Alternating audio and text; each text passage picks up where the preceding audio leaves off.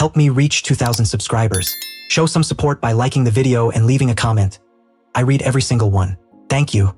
When my wife staggered through the door that night, I barely recognized the woman I'd vowed my life to. Her hair was tangled, her lipstick smeared, and she reeked of alcohol so strongly it filled the hallway. The scrape of her heels against the floor echoed like a warning I wasn't ready to face. She didn't even glance at me. She dropped her purse, muttered something about being exhausted, and disappeared straight into the bedroom. For so long, I had trusted her without hesitation. Her name was Lauren. To the world, she was the ideal partner. Charming, driven, faithful.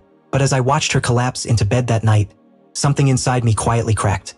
I wanted to believe she had simply overdone it, but the half-open dress clinging to her body and the single earring missing from her ear told a different story. I sat alone in the living room for hours, staring at the closed door, waiting for her to wake up and say something. Anything. My mind replayed the night like a broken tape. How she claimed she'd be out with coworkers. How she never replied to my messages past midnight. How her phone suddenly shut off. The silence between us felt heavier as time crawled on. By the time sunlight filtered through the blinds, I was still awake, tired but wired with dread. I heard her shift under the covers and groan from the hangover. I walked into the room slowly, holding the small silver earring I'd found near the entryway. She squinted at me, confused. "Why are you standing there like that?" she murmured, rubbing her face. I didn't answer immediately. Instead, I placed the earring on the nightstand and said, "This isn't yours." Her entire expression froze. Her mouth hung slightly open, but nothing came out.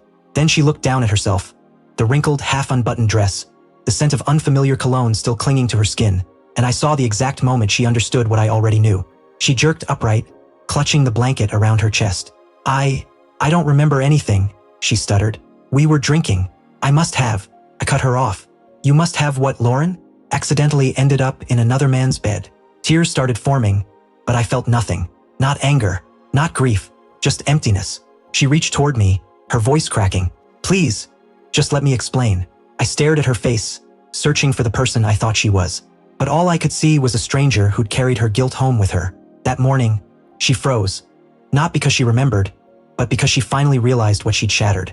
She covered her face with trembling hands, as if hiding could erase the truth.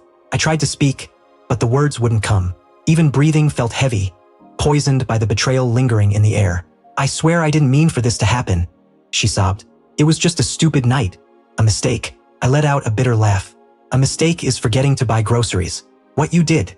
I stopped myself before anger swallowed me whole. "That's not a mistake. That's a deliberate choice." She looked up at me with swollen eyes. "We've been distant, David. You've been cold. I thought you stopped caring."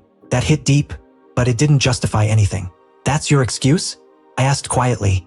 "You thought I didn't care, so you went looking for someone who did. For a night." Her lips quivered, but she said nothing. And in that silence, I realized the difference between sadness and disappointment. Sadness fades. Disappointment lingers like a bruise under the skin. She whispered my name, reaching out again as if that alone could fix anything. I stepped back sharply. "Don't," I said. "You don't get to touch me now." I walked into the kitchen, trying to collect my thoughts, but everything around me reminded me of her. The mug she used daily, the little notes she left, the scent of her perfume still drifting in the air. For years, I had shaped my life around her, and in one night, she turned all of it into something hollow. She followed slowly, voice shaking. "David, I was drunk. I wasn't thinking." I turned to face her. "Then answer this, Lauren. If you were out of it, why did you hide your phone? Why delete your messages before coming home?" Her eyes widened. She hadn't expected me to know. The shock on her face told me everything. "You went through my phone?" she asked, trying to sound offended. "I looked at the phone of my wife who came home smelling like another man," I replied coldly. "Tell me if that's wrong." She collapsed then, crying on the floor, completely undone. I wanted to walk out, but I couldn't move. Some part of me still hoped she would give me a real reason, something to hold on to. But there was nothing, only the choking weight of guilt and silence.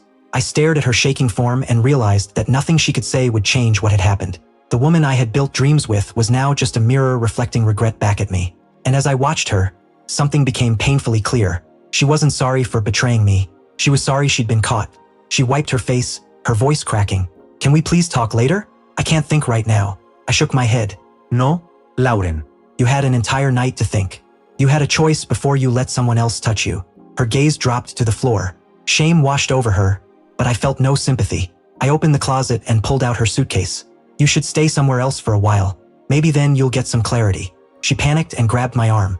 "Please don't do this. It didn't mean anything." I was drunk and stupid. Pulled away. If it meant nothing, why does it hurt this much? She broke again, her sobs raw and desperate.